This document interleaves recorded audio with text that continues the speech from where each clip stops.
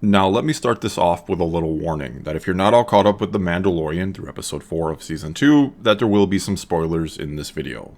Furthermore, there may also be some spoilers for the future of the show as well, because a lot of what I'm going to be talking about here is taken from an interview with Giancarlo Esposito, one that he did with Entertainment Weekly, and a link to it will be in the description below if you want to check it out in its entirety. And he had a few very interesting things to say about the present and future of the show, hence this video. So anyway, you've been warned. Okay, so after the last episode of The Mandalorian, where we see whatever that was in those vats, as well as the Dark Trooper reveal at the end, and Giancarlo Esposito even refers to them as Dark Troopers at one point in the interview, there's obviously been a lot of questions and or theories about just what is going on, what does this all imply or where's it heading, with some thinking it's all just one giant super soldier program, while others think it's going to be Snoke, and others yet think it is maybe something else we don't even know yet. And well, Esposito has given us some rather cryptic clues about it all, and in this interview he's directly asked if his character wants the child or his midi-chlorian blood in order to create Force-sensitive super soldiers, and if that theory is even in the right galactic ballpark, and to that he said, well, in the galactic ballpark. I think we're all trying to figure out what does he really want. Somewhere in my brain I hold out something and he has some kind of ethical consideration here. When people flow out of control and there are these different Moffs who have been assigned different areas to be wardens of, isn't there one person or someone that may have guidance over all of them?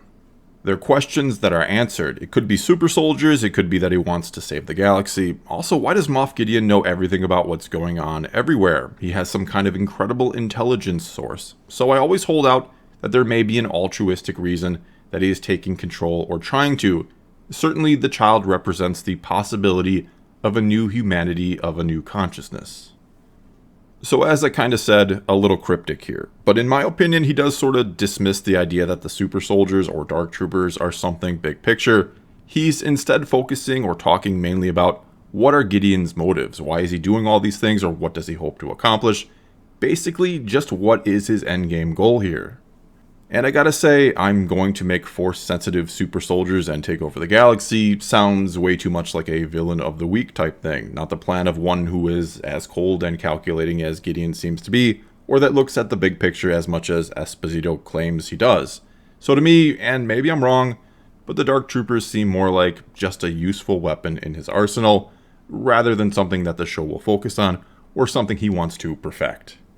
Again, could be wrong, but I don't think what was in those vats has anything to do with them, especially when we hear Dr. Pershing talk about a singular volunteer that they have, implying there's one thing that they're ultimately trying to create, and that everything else we saw, what was in those vats, were just test dummies.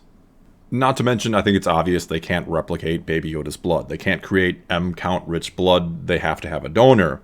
And whatever they're trying to make seems to need a very, very high count, not just your run-of-the-mill Force-sensitive blood, if you will. They need Baby Yoda's in particular. So anyway, if you're going to make an army, or even a lot of something, I don't know how you're going to do that with such a small source of blood, or a small donor. I mean, if a little goes a long way, if it only takes a couple drops to do whatever they're doing with it, how did they run out so fast? Because I gotta imagine they initially took more than a couple drops. They probably took about as much as they safely could. So to me, I don't think the plan is to create an army of super soldiers or specialized Force-sensitive dark troopers. To me, it looked like what they had, or what we were shown at the end of the episode, those few dark troopers were already good to go. He even implies as such when he says, we'll be ready for them. And though I'm sure they'll be formidable when we see them in action, or when our heroes encounter them soon enough, I'm also sure they'll find a way to overcome them. I'm even hoping to see Ahsoka dispatch plenty of them with a lightsaber. And so, honestly here, I don't know that they'll go all in on the idea that Gideon's plan is, when I perfect my super soldiers, I'll finally be able to conquer the galaxy. I think he's much smarter and much more complex, and that there's a bigger picture than that. And actually, I gotta say, what I found most interesting about what he had to say in this interview is that Esposito interjects his own question at one point, which to me is maybe his way of saying or implying that the one doing the interview is looking in the wrong place or asking the wrong question with the whole Dark Trooper thing, or that he's missing something else big. And what he said or asks is, why does Moff Gideon know everything about what's going on everywhere? He has some kind of incredible intelligence source. And sure, it could be that the actor himself is just wondering how the heck his character is so well informed or stays in the loop, how he knows so much about everything. Or it could also be that he's implying that there is a big piece of the puzzle we're missing, that there is perhaps someone else above him, which he even suggests when he talks about how all these different Moffs are wardens of these different areas, and that there's usually someone that has guidance over all of them. And of course that someone used to be the Emperor. We learned from Tarkin way back in A New Hope that Palpatine disbands the Senate and puts the Moffs in direct control of their regions, and then, as we learned in the new canon, after the fall of the Empire, many of them do all they can to hold on to what power they had, and to form their own small regimes. And though honestly here, I don't know if we need someone else above Gideon. I think he has and would continue to be a great main antagonist for the show going forward, and he even mentions something about being in Season 3. When I was reading all this, I couldn't help but have my mind immediately jump to someone like Thrawn being the one behind it all or above him, and that this could all sort of morph into a new version or sort of new take on the original Thrawn trilogy, that he's the mastermind or intelligence behind it all.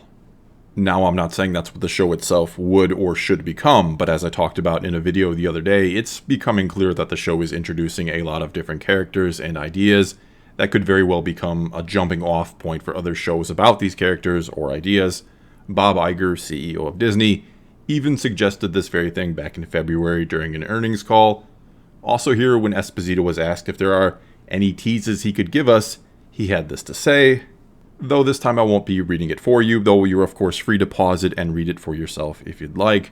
But basically, it's again a little cryptic, but he talks about how the show connects with the past, and that it's about making the whole world or galaxy more cohesive, which is something I think all of us fans love to hear. Most of us love world building and the interconnectivity of it all. And though he says connects with the past, I do think there's a chance he could, in a way, mean connects with the future too, or connects with the sequel trilogy, considering Palpatine comes back in the sequels, which means those connect to the past, and any story about how he comes back for the sequels would also connect to the past, if that makes sense, which I hope it does. Basically, I think there's a chance, like it or not, that he could be saying that the big picture intelligence behind it all is Palpatine or those directly trying to bring him back, which probably would mean what's in those vats has to do with Snoke. That said, I certainly think this could still all involve Thrawn, even if the big picture is Palpatine, and if part of the goal is indeed for the Mandalorian to bring in fan-favorite characters and to explore them further, then Thrawn should certainly be near the top of that list. We even learned in Thrawn's first new trilogy that his loyalty to the Empire stems mainly from thinking the Empire is a strong presence in the galaxy, and that it can oppose other presences or threats in the galaxy that might be a threat to his people or to the Chiss ascendancy.